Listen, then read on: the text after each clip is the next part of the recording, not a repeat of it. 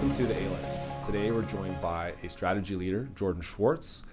He spent over a decade working at the intersection of technology, business, and leadership. He's led large-scale transformations inside global organizations like Traction on Demand, which was later acquired by Salesforce, as well as SAP. Today he's building and scaling product and strategy at Caylent. What makes Jordan especially interesting is not just the work that he does, but how he approaches leadership, growth, and impact. From building teams and organizations, volunteering in cancer research and international development, he brings a rare combination of business insight and human perspective. Jordan, welcome to the podcast. Thank you. Excited to be here. So looking back, we've known each other since university. Did you feel like you had a clear path when you were wrapping up your university program, or was it more of an exploratory path?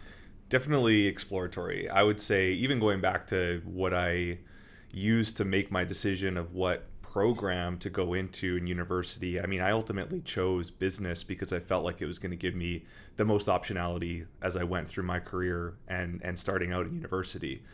When I graduated, I had worked a little bit in the tech space, but my education was more actually on the finance side and then in the entrepreneurship and innovation program at SFU. And so when I was first starting to look for opportunities outside of university, I really thought I wanted to get into consulting at one of the large firms. And as I went through the process and the hiring cycle with those, ultimately kind of got a good feeling that probably wasn't going to be the right fit for me.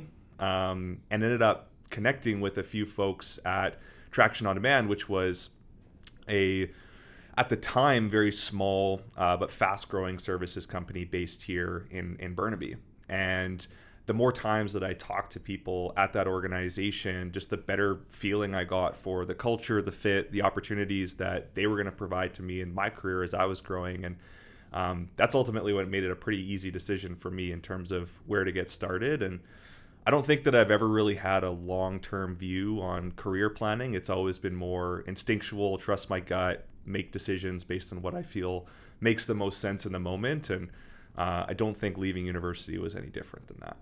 I think that says a lot, right? Because I think when students are wrapping up their program, they're anxious, they're scared, they don't know what's coming next. You enter a 4-year program, you know what classes you're going to take in the next semester, whether you're going to do exchange, co-op. But your path is really interesting because you started with a company that got acquired, that landed into your next opportunity. What's one thing that you wish someone would have told you before you wrapped up your program that might have changed or improved your path? Something that I wish somebody would have told me? Yeah. It's a good question. I mean, I think we definitely had the opportunity to be exposed to a lot of people in our degree that gave us some great insight from mentorship perspective, from industry leaders, and also just people that have gone a long way in their career. I don't know if there's anything necessarily missing from insights that I could have got from them, but at the end of the day, I think one of the best pieces of advice that I got from a mentor was to delay gratification. So this was a mentor that I had while I was in university, and he's a local entrepreneur based in Vancouver. And he talked a lot about how throughout his career, he had many moments where he could have cashed in on his opportunities in whatever form that was, whether it was financial or otherwise, but decided to continue investing in himself and in his future. And I think that's a good advice that I would share with younger generations as well is, if you really feel like you want to invest in yourself to reach your potential, don't look for the quick, easy gains that you can get. Don't feel like you've made it too early, and continue to kind of invest in that career growth and potential. That's really insightful, I think, because in this instant gratification world with social media likes and it almost feeds that instant gratification. But you're saying the delayed gratification actually will lead to likely better outcomes. And in your career, I think that's been pretty interesting in that when you joined Traction, you probably didn't assume it was going to get acquired. You may not have assumed that you'd end up in an even more influential role following. But that likely all came down to the relationships that you fostered over those years and the fact that you made those relationship deposits over the years. Yeah, I think I would say what Traction taught me was it's really hard to plan a year out. When you're in an organization that's growing as quickly as we were growing, I think when I joined Traction, we were about 250 people. We were well over 1,000 when we ended up getting acquired by Salesforce. And the organization changed drastically every single year. And so there wasn't really any point in trying to plan further than a year out down the road. Whether it was new practices, new roles being created within the organization, there wasn't really a point in time where you would create a 3-year or 5-year plan for yourself. And I think that's true in general within the world today. I mean, trying to help even a customer create like a 3-year plan or a 5-year plan is a bit of a fool's errand. And so I think that just kind of leads back to how do you just build the right behavior, approaches, and kind of continue to build in the same way that an athlete would build their career. How do you just do the small things and get in the gym and get up shots and kind of let the rest of it take care of itself. And then when you see that opportunity, when the door opens, don't be afraid to walk through it. I think that's the other side of it, right? You can have a short-term mindset in terms of keeping your head down and grinding and building for the future, but don't miss those opportunities when they come open, whether it's for a new role, a new opportunity, something that is going to push you outside of your comfort zone. I love that, because the harder you work, the luckier you get. But when that opportunity to make that next jump is there, you need to actually have the confidence in yourself to jump on it, which clearly you've done in your career. So Jordan, you talked a bit about looking at the consulting path and then ended up going into the sort of technology path. And it was really the relationships and the vibe you got with the people that ultimately helped you pursue. To perhaps some of our folks that are working within organizations that they don't necessarily feel like the culture is well aligned to them, what advice would you have for them? Yeah, I think ultimately there's lots of opportunities, I would say, to explore. Within large organizations as well, you're going to find lots of different smaller pockets of culture. I've worked at SAP, I've worked at Salesforce, two of the largest technology companies in the world, both of which have, I would say, positive cultures, but at the end of the day, the culture is very much dependent on what team you're in within that organization. And so it doesn't have to necessarily be that you go outside of the organization you're within. It might be just looking for opportunities to find leaders that you ultimately feel like you can learn from. I mean, one of the main reasons that I stayed at Salesforce for 2 years after we got acquired was the culture of the team that I was within and frankly, the leader that I was under when I landed at Salesforce. That made a huge difference for me. And so I think it's too easy to kind of paint a broad stroke across a large organization and say it's not the culture I'm looking for, or I don't necessarily agree with all the decisions that are being made at a senior leadership perspective. But I think you also have to look at it from the perspective of who are the people you're working with every day, who's your leader, and what projects or what initiatives are you working on within the organization that you can learn from and ultimately make the most of it. Yeah, ultimately we make the most of the experiences, and if you look inwardly, that generally can help you assess the circumstances better than always expecting that the world needs to morph to me as opposed to you need to morph to your environment. When you did transition into consulting, what surprised you about the cultural dynamic and how decisions are made in large and kind of smaller organizations? Yeah, I think I joined Traction at a really fun time, right? Like, we were growing really fast. Every project that we worked on was something new, and frankly, we were stretching ourselves as an organization. I remember my first day at Traction, back when we were all still in the office 5 days a week. We had a financial services customer coming to the office to do a discovery session on site, and they were like, "Hey, you want to jump in? You want to be in the room with the client day one?" And I said, "Sure, like, why not? Might as well jump right in, kind of head first." And the team that I landed on within Traction was one that was a lot of recent grads, and we kind of wore every hat you could wear on a Salesforce implementation. That's what Traction was focused on. And I think the pace and learning how to operate in an environment that moved as quickly as Traction did. And then also, I think from a consulting perspective, you get it hardwired very quickly to value time. And so when you're working with a client and they're paying for billable hours on projects that you're working on, you just inherently develop a really strong sense of time management.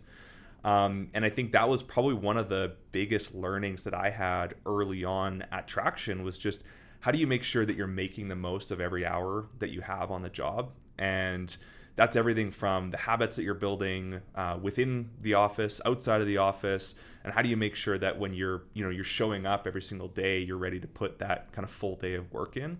So that was something, as someone with a background from sports perspective, I was able to kind of bring some of that same mentality and mindset into it, and that was one of the things that I enjoyed the most, but was kind of the biggest change of going from an organization like SAP, where I was in an internal role, to being in a customer-facing consulting role in a really fast-paced organization. Yeah, it's interesting being at the topic of billable hours. My wife's in law, and it's definitely a different mindset, especially in maybe the consulting world, where you may be being paid as in billable hours, but valuing the impact to the organization, whether that's revenue or optimization. For perhaps, let's say, younger people in their careers, if you invest a ton of time into an organization, you don't feel like you're getting well compensated for your time. How can you turn that around and ultimately turn that to your benefit? Yeah, I think at the end of the day, it sort of goes back to that concept of investing in yourself, right? And so if you have sort of that longer term mentality for growth and realizing your potential, you might realize that early on in your career, it makes sense to work in an organization where the opportunity that you're getting with them is worth maybe what you're going to be giving up in terms of compensation. And I had that decision when I was leaving SAP and ultimately deciding to join Traction. The compensation wasn't really a factor in deciding where I wanted to start. I was at the beginning of my career. I knew there was going to be lots of opportunities to grow and progress from that perspective, but I was ultimately looking for what was going to give me the best opportunity to get exposed to as many different customers and challenges and problems and what leaders were faced with. And that's ultimately what I used to make my decision around it. Now, if I was in that same situation today at this point in my career, that balance will probably have changed. But I think ultimately when you're first starting out in your career, the value of the opportunity that you're going to get in an organization might outweigh some of the short-term benefits of chasing something with higher compensation. Yeah, I totally agree with that. I think in my line of work, the time investment of people and the comp made on a lot of those early cases wasn't worth it. However, the relationship building and the opportunity to be a part of the grander journey and having that deeper relationship plays such a major role in actually maintaining that client. I think that for any younger listeners, big takeaway there is just make sure you're around people that inspire you and push you to grow and learn and be the best version of yourself. And whether you get paid now or get paid later, you will get paid. Now, Jordan, you've been building out Caylent's strategy and product vision from the ground up. So what lessons has that taught you in comparison to some of your previous roles? Yeah, it's been a ton of fun. So we started this team a little over a year ago, and really had the mandate to help bring that level of services maturity and consulting capability into what was already an incredible technical organization from an AWS consulting and engineering perspective. And so without kind of getting into like the weeds around the roles and kind of how we developed them and how we built out the value proposition, I think the biggest learning from it has just been that confirmation around how important it is to find the right people and get the right people on the bus, right? I'm a big advocate of sort of the good to great model, and have used that a lot to kind of guide my career, but also the capabilities that I've been a part of building within organizations. We talk a lot about building the flywheel within an organization to create value, and at the end of the day, the first step on that is getting the right people on the bus as a leader. And so I've been incredibly humbled by the caliber and the quality of people that we've been able to get trust in, both Caylent but also in myself as a leader, as we've kind of built out the vision for something from scratch. And I think it's really important as a leader to understand what your role is in being a salesperson, essentially, not only for the product or service that you're bringing to the market, but also to the people that you're trying to bring on board to your organization. And that's not about trying to sell them, on something that's not real, but it's about giving them and trusting people with your transparency around what it is and what it isn't, right? And helping people understand when you're building something from scratch, there's going to be a huge amount of ambiguity. You're looking for people that want to be a part of building something and contributing to it, and aren't looking to just kind of get in to a warm seat within an organization. And I think that with that transparency, you end up getting people on the bus who are the right people to get on the bus at that time. And so, I think everything else that's followed from that, from the strategic sort of approach that we've taken to build out the practices, and then down to the tactical elements that I've learned over my years from a consulting standpoint how to put in place. I mean, none of those are anywhere near as important as getting the right people on the bus at the start. Yeah, getting the right people on the bus is crucial, right? Culture can be invigorating. It can also be toxic. And as a leader, it's up to you to make sure you got the right people on the bus. And you can hire, and we've talked about this before, hire for culture, train for skills. So especially in a fast-moving organization, the skills that you might look on a spreadsheet versus what you're going to need in 6 months or a year might be different. But if you don't have the right personality, that's not going to work, because they're not going to grow into what you need them to be. Yeah. So as you built out Caylent, has there been folks that you maybe brought from previous organizations, and then were there times when you realized we don't have the right capacity in our sphere of influence, and you needed to take a bet on someone who you didn't have that kind of deep experience with? Yeah, that's a great question. So, as we've grown out this team, and we've gone from, essentially in the span of 10 months from 4 people to 25 people, we've grown a lot of that team through referrals. So through folks that were either in my network, or were in the network of people that had joined the team. And I think that's really critical when you're building a team fast. This isn't to say that you should only be looking inside your network to build teams, but ultimately, when you're throwing people into an organization that's moving as quickly as we are, and when you're growing a team that is trying to define who it wants to be, having people that understand and share some level of common language goes a really long way. So we've had people that have joined us from the sort of Traction on Demand Salesforce lineage. We've had people that have joined through our team members, former colleagues that have joined as well. But we've also made some really, really good hires from putting jobs out into the market. And so, I think some of that has been the benefit of the brand that Caylent's built, that we're able to attract, incredible people to our organization.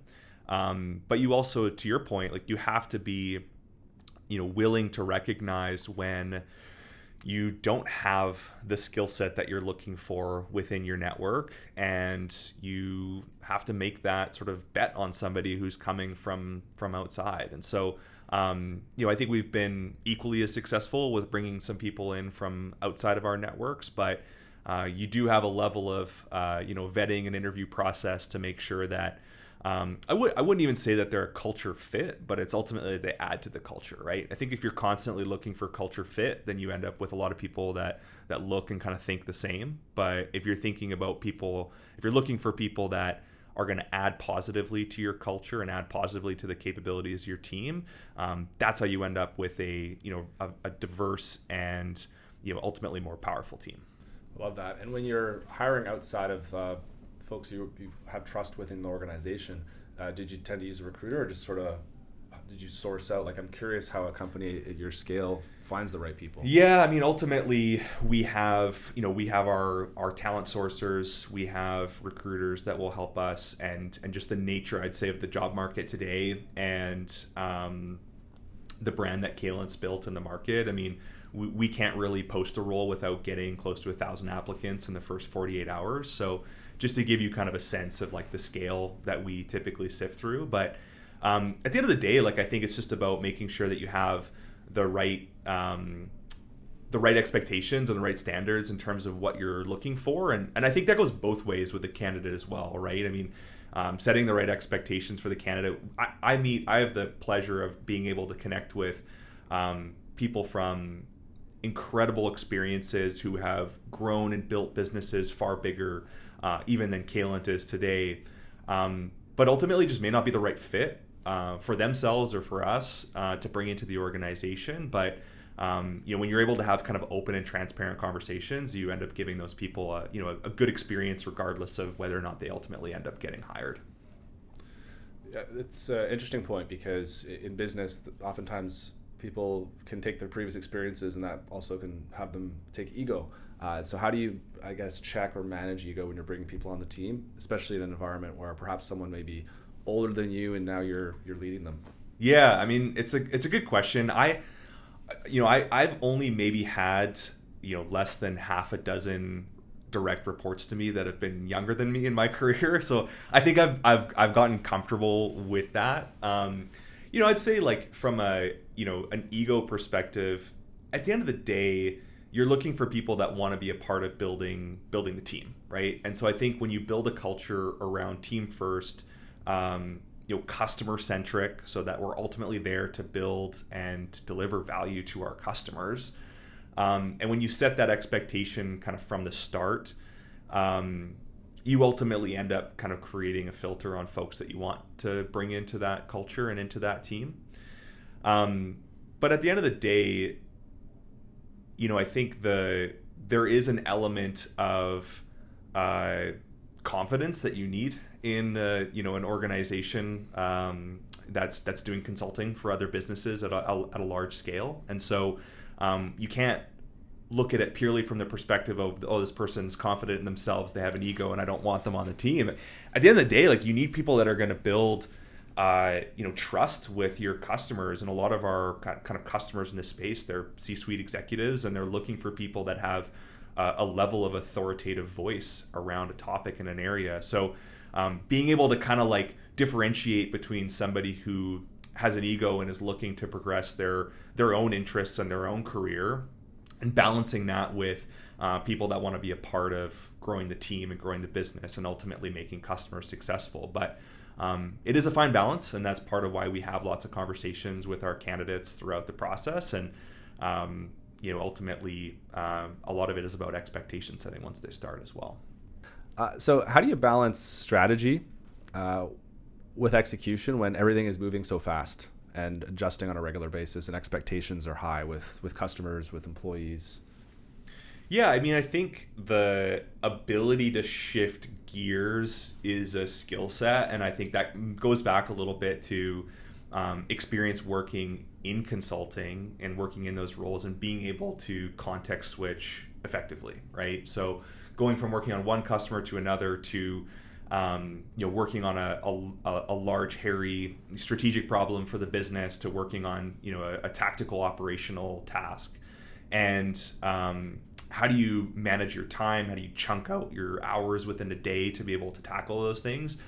There's no perfect answer. I mean, ultimately, it kind of continuously takes refinement, whether it's changing things in your calendar and structuring your time differently throughout the day, bringing the right people on who can support and take things off of your plate, and being comfortable delegating. I think some of the leaders that I see that I've seen in my career that struggle the most with that shift between the strategic and tactical, it's because they're frankly exerting too much control over the tactical elements that maybe should be handled by someone else.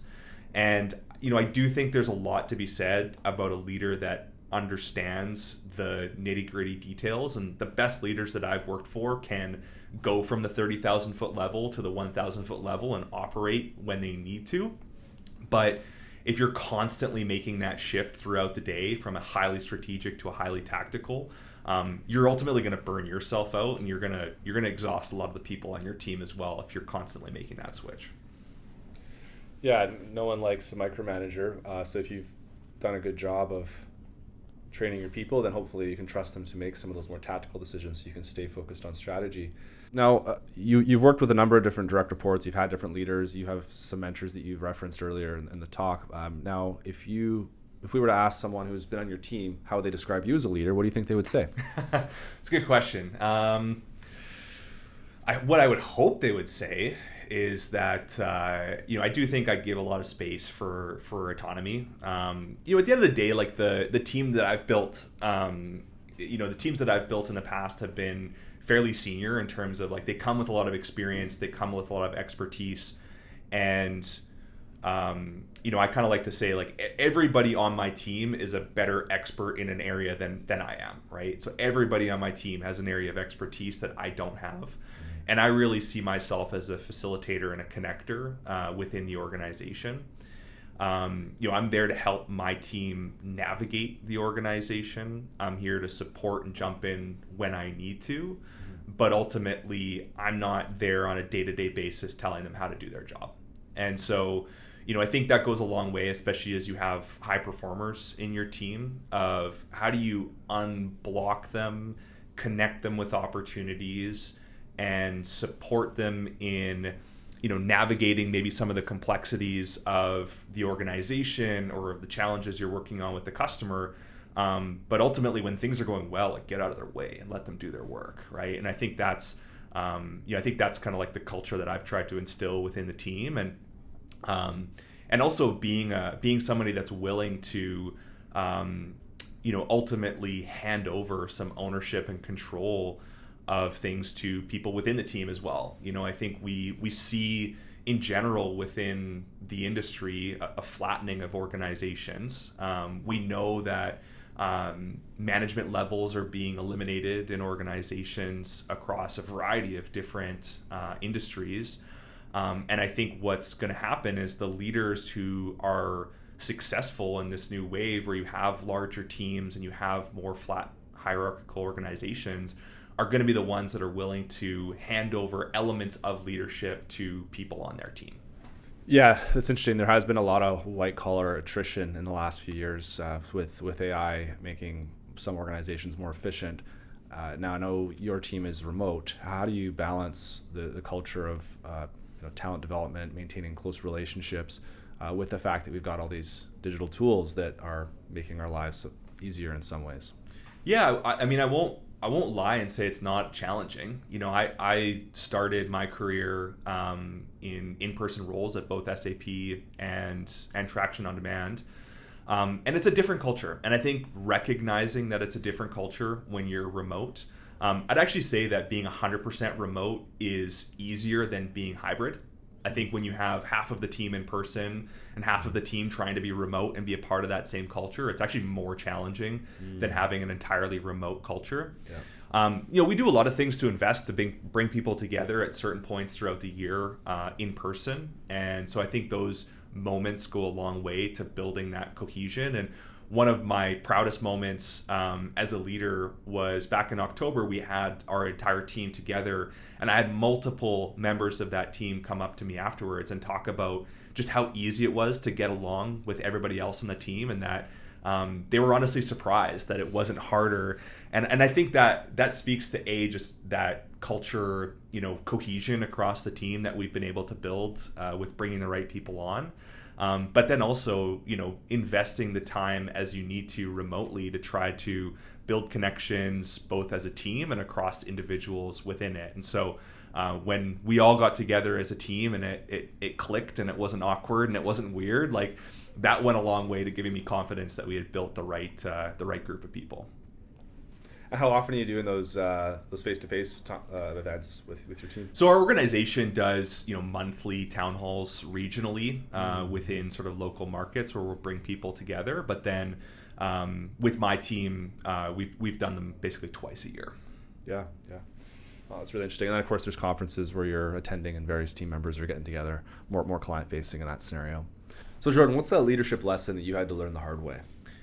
I think one of the lessons that every leader learns as they're building out a team is the need to act decisively when things aren't going well. And I would consider myself in general a fairly decisive person, but there's always times when you can kind of talk yourself into something, right? You can talk yourself into that things are going to get better with a certain team member that's maybe underperforming or just maybe in the wrong role for their skill sets and fit.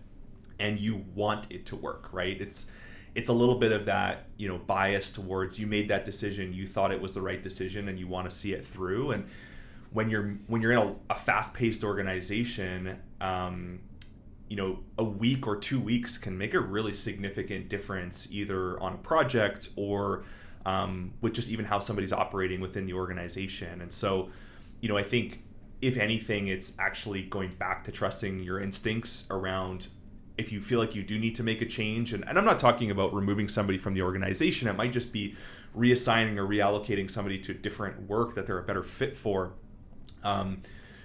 You almost always feel better afterwards, and that person's almost always in a better situation after you make that change, especially if there has been friction as a result of it. So, I think that's a lesson that every leader learns, and hopefully you don't have to learn it too many times, but ultimately you're faced with decisions on a daily basis of where you want to direct your team's attention, time, resources, etc.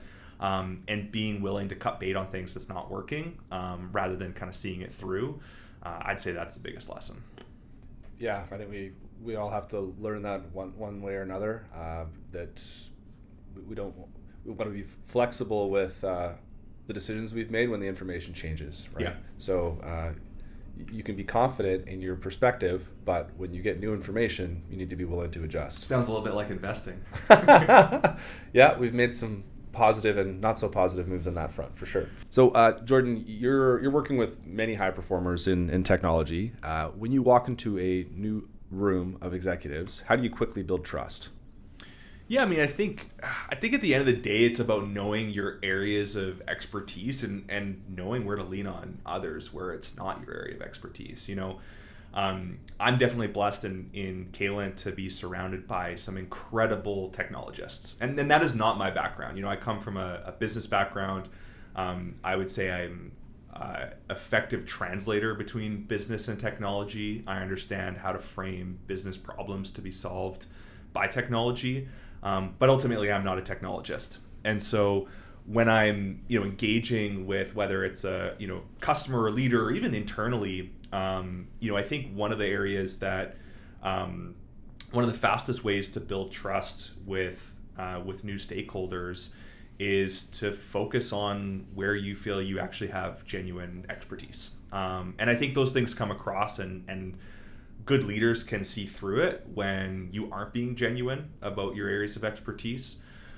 So from my perspective, that's understanding how organizations absorb strategy, for example. How do organizations make change, build capabilities, absorb change? And those are the areas that I'll focus on when I'm in a conversation with a customer. And now, naturally, it may blend into a technology conversation. It may blend into a organizational change conversation. And I think being willing to admit where you don't have expertise and then doubling down in the areas where you feel like you have a voice and experience that's going to resonate with customers goes a long way to building that trust. Yeah, 100%. You only get first impression once, and if you're BSing out of the gate, that's probably not a good place to start. So when you're building out your team, how do you determine if someone on your team is leadership ready or whether they're just extremely technically proficient? Yeah, I think there's, in any organization, you have the individual contributor path and you have the management path. And I think at the end of the day, everybody in the team needs to be a leader in some way. And so the way I describe it within a professional services organization is I think there's three paths to leadership. And the first path is becoming an expert in a particular domain. And so being the go-to person within an organization on a particular topic or a theme or an area of capability, where you are that person that anybody in the organization, if they have questions, are going to come to you. And that's a really important aspect of leadership within a services organization. The second area of leadership is being a leader within the business. So when you're growing a book of business, when you're growing a portfolio of customers or a business unit, whether that's organized around a vertical or around a specific set of customers, there are more than just the sales team who are responsible for helping grow that area of our business. And so I think there's tons of opportunities for leadership from the perspective of how are you helping to grow our business, and how are you helping us to scale our impact within our customers. And then the third path is the management path, right? So that's where you're taking on more direct reports, where you are coaching and guiding and providing that mentorship directly to them. But I really see that as one of those three leadership paths within an organization. And I'm referring to a professional services organization, but I think that applies across a lot of different domains and industries. And throughout my career, I've bounced between all three of those. And I think helping people understand that there isn't one path, that you can pursue multiple of those paths, that you may shift focus as your career progresses, but that ultimately all three of those are incredibly important to the organization. And, as a leader, my job, I think, is to help find what the right fit at the right time is for that individual, to essentially realize their potential as a leader in any of those three. That was very well laid out. I think of like a company like Microsoft, right? You got Bill Gates. He's obviously the technical leader. You got a guy like Steve Ballmer, and he's inspiring a group of people by speaking in front, and probably not the most technically proficient, but both have different aspects of leadership. So it's great that you laid that out, and I'm sure your team appreciates that you understand that. So when things are moving fast, things can go wrong. How do you handle perhaps mistakes that you have made and the impact that has on your team? And is there a particular example you're able to share, willing to share? Yeah, I think at the end of the day, especially in a fast-paced company, things go wrong all the time, right? And so part of being a leader is how you respond and how you react to those things. And, I'd say if there's one thing that I'm proud of in my leadership style and how I show up for my team is I believe I'm very consistent in terms of how I show up day to day. Whether the sky's falling or whether it's everything's going well, I try to be level-headed and consistent for my team so that they know anytime they're getting on a conversation with me, that I'm just going to be the same old Jordan. And that's whether or not we've had an escalation with a customer or whether or not we just won a large deal with a customer. I think the way that you show up day over day over day means a lot to the people that are reporting to you, because ultimately when things are going wrong, it's that uncertainty that gives people stress, right? If something goes wrong and you have to make a decision and that change is set, people will actually adapt to that change very quickly.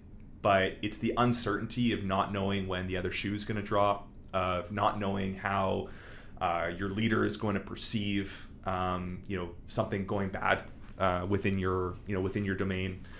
I think that's ultimately what causes people the most stress. I think when something goes wrong, people own it, have a level of accountability, and they're supported by their leaders. Regardless, I'm not saying that you're letting people off the hook, but it's you're consistent in terms of how you hold people accountable and how you guide them through that process. I think that goes a long way to giving people that emotional safety, essentially, to operate and fix their own problems in a sense as well. Yeah, easier said than done, right? Being consistent on a regular basis, that oftentimes requires as a leader that you're ensuring your personal life doesn't bleed into your professional life, so that you can continue to show up and provide that confidence so that your team can move forward with whatever random thing the business has thrown at you that day. Yeah. Now, your volunteer work shows a very different side of your life, Jordan. How has service shaped the way that you show up for your teammates and for success? Yeah, I think going back to even university, I've always, I think, had the mentality around giving back to areas that have had a meaningful impact on my life. And so,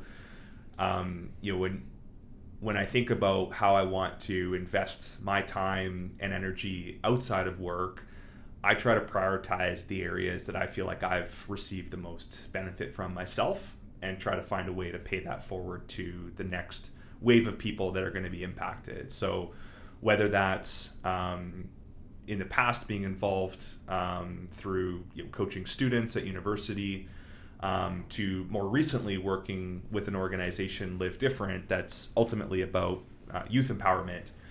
The sort of consistent through line is organizations that I feel like I benefited from, and that helps me feel like it's a genuine relationship for me to kind of come back and give what I'm good at to an organization that I ultimately benefited from. Yeah, I love that. You've always been a leader in the community and continue to inspire the next generation. And I have to look into this Live Different. But youth today are influenced perhaps more by digital media than they perhaps are by their surroundings. And so how can we as leaders show up better, or how, if you were going to provide a call to action to others, what might you say so that we can help inspire the next generation to show up better and be present? Yeah, I think a lot of it, and I would say another, I guess, consistent through line of the organizations that I've committed my time and resources to has been immersive experiences from either a social or like a problem solving perspective. So you think about case competitions in university, right? Those are deeply interpersonal, relationship driven, team based problem solving is ultimately what it is, right? Kind of strip away the business school element of it, and ultimately it comes down to coming together with a group of people with different disciplines and backgrounds and trying to solve a problem. The organization Live Different that I've done work with recently, they have a few different programs, one being inspirational speaking and support and emotional intelligence programs for youth in Canada, but also for service trips to Mexico, Dominican Republic, Haiti, and elsewhere.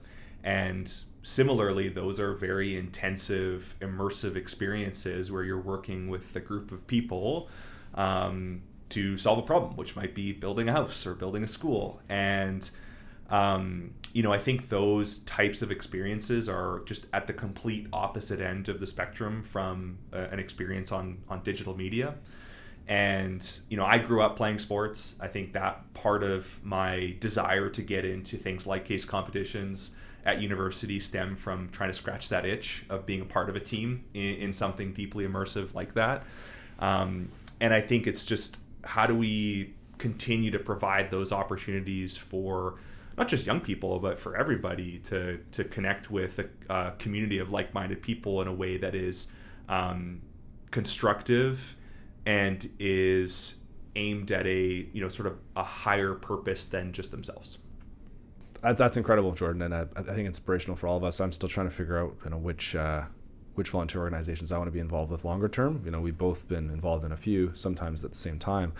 Now, what's one mistake you see early career professionals make over and over again?